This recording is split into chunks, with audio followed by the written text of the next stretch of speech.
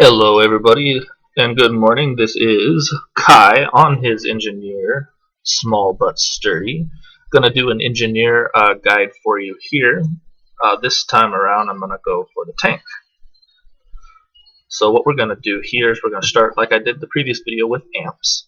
We're gonna go through why I use each amp and each ability and why I use each ability. So basically, the engineer is a class that uses volatility as a spender ability. As you attack with certain abilities, you get volatility, and as it rises, you're able to spend abilities to use volatility. So the art of playing an engineer in tank or DPS is making sure that you always have volatility when you need it. This is what the build does essentially. So, because you're tank spec, you want as much defense as you can get. So we're going to go down the support tree entirely, fill them all up. We want support power, deflect, and deflect critical hit.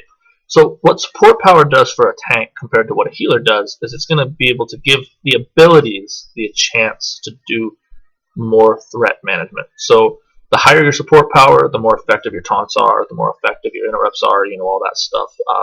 Anything that uses support power to kind of go off of your skills is going to be enhanced by it. So very important to have as much support power as you can get, but not as much as a healer. You don't need to have overlords over the top support power. So you're going to go through support power. You want deflect, as much deflect as you can get, because those dungeon mobs hit pretty hard, and you want to be able to deflect as much as possible. So having that extra 3% is really nice.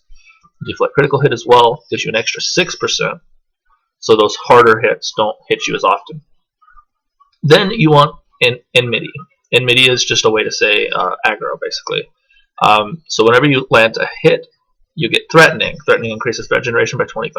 This is every time that you get a hit every 5 seconds. So for every 5 seconds, you get a threat increase. Really, really important to have so you can hold aggro. Last but not least, Disruptive Module. Disruptive Module is a really great skill. We'll get into that here in just a bit. So now we're going to want to go down the utility tree because there's certain abilities that you really need in the utility tree, specifically Repair Bot. We're going to want Dash Regen Full because you're going to be dashing a lot as a tank, especially when you're building your volatility for Volatility Rising, which is over here. And Cooldown Reduction, you want to be able to use taunts as often as possible, so make sure those are maxed out as well. And so you can unlock the next tier, you need 1 point in CC Resilience. Then we want Reckless Dash. For every single time that you dash, hence the whole dash thing here, you gain 20 volatility. So that's how you start your attack. You dash and then boom, you hit. So you do want to make sure that that's active.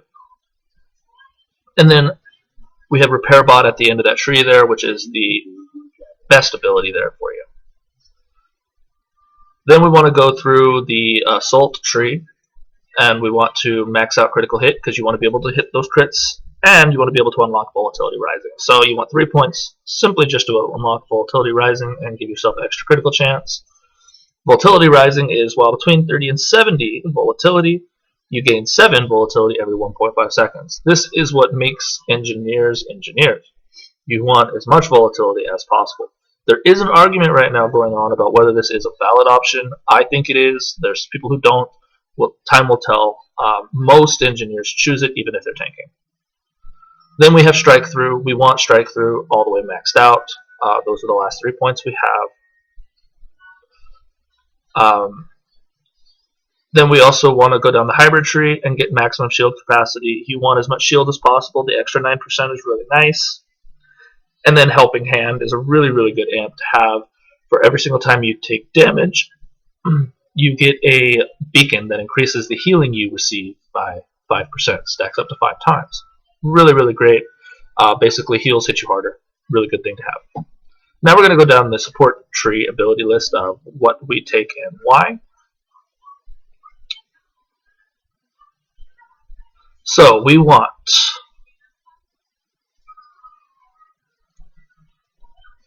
first is our Hyper Wave. This is our taunt. This is what you're going to be using on cooldown to hold aggro. It basically deals moderate damage and intimidates, which puts you to the top of the threat list and increases your threat generation by 2%. Really great ability to use on cooldown. Make sure that it's on your hotbar at all times. The next ability that we're going to have is Unsteady Miasma. Unsteady Miasma is a really good ability for when you're max volatility. It puts a debuff on the enemy that you're fighting so that they do less damage to you. It increases your deflect chance. Really, really great to have. Then we have Disruptive Module. We did unlock that for a reason. Disruptive Module is your volatility builder as a tank. It's what I use personally. Some people just don't use it that often and they use Flat Cannon instead. I don't really like that as much because I don't have any problems with volatility. But Disruptive Module I put at tier 8 because that's how I build my volatility. Because while you're between 30 and 70 volatility, you restore 584 shield. So it builds volatility when you use it per tick, and it's also going to give you shield. This is a shield build, so you have as maximum shield as possible at all times. Particle Ejector. Now, this is a really, really good ability to spam when you're at full volatility. This is your basic spam ability that you're going to use to build threat constantly. When you have volatility, you're spamming Particle Ejector. The tier 8 is really great on this one simply because it reduces armor by 20% per tick. So it's really good to have. Then we're going to have, under the utility tree, you have to have Zap. You must have Zap simply because we have to be able to interrupt those nasty abilities. I like to take Zap sometimes to tier 4. In order to take Zap down to tier 4, you're going to have to take Particle Ejector down to tier 4. But we'll just do that for the sake of doing that right now. But Zap is really important because you want to be able to interrupt that armor. With the tier 4, you destroy 2 interrupt armor, so you can essentially have 2 interrupt armor by yourself. And then we also have the wonderful ability of Obstruct Vision, which also does an interrupt armor, so that gives you a total of 3. If you want to run a very large interrupt armor build, then you can also swap out Unsteady Miasma and put in Bruiser Bot, which gives you an extra interrupt armor. So that's a total of 4. So single-handedly, you as a tank can destroy an interrupt armor on a boss, which is really nice to have. But since we're running with guildies most of the time, we don't really need that. It's more for like a pug thing. So just think of it when you're pugging. We also want Repair Bot. That's the one that we unlocked through the utility tree. Repair Bot is a bot, obviously, that follows you around and constantly regenerates your shields. It also deals 801 technology damage to one foe and restores the shield to you every 3 seconds. While active, you do gain access to shield boost.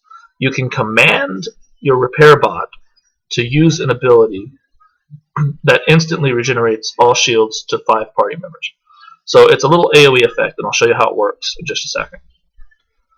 And then we do have the Obstruct Vision. We don't need to put any points into it. Just simply put it on your bar and use it. And then we have Code Red. Code Red is your, oh shit, everybody just pulled threat off of me. I need to pull, or we just have a huge wave of enemies come, and my Hyper Wave is on cooldown. It's got a 38-second cooldown, so you don't want to use it on cooldown. You want to use it when you need it. So it's there. You don't need to put any points in it, but it's a really, really good threat generator. Just have it on your bar for emergencies. So what we do, like I said, is just to recap. Hyper Wave, I just put 1 point in it because I have 1 left over. Then we want Disruptive Module at tier 8. Particle Ejector at either tier 4 or tier 8, depending on how you play. And then under the utility tree, Zap at tier 4 or tier 0, depending on how you play. And then Repair Bot at tier 4 for the additional shield mitigation of 15%. Code Red at tier 0, and Obstruct Vision at tier 0. So that is basically the build in a nutshell. I will also be doing some dungeon guides later so you can see it in action. But the Repair Bot looks just like this, the ability. And then here's your little Repair Bot. He follows you around and heals you. So I'm glad that we're able to do this video for you guys. And if you have any questions or anything, please don't hesitate to ask. I'm always here to help. I'll also be doing a DPS guide here shortly. So hopefully this was a good kind of idea of how I build my tank and how I play it. You'll see it in action as I make more videos. And I will see you guys.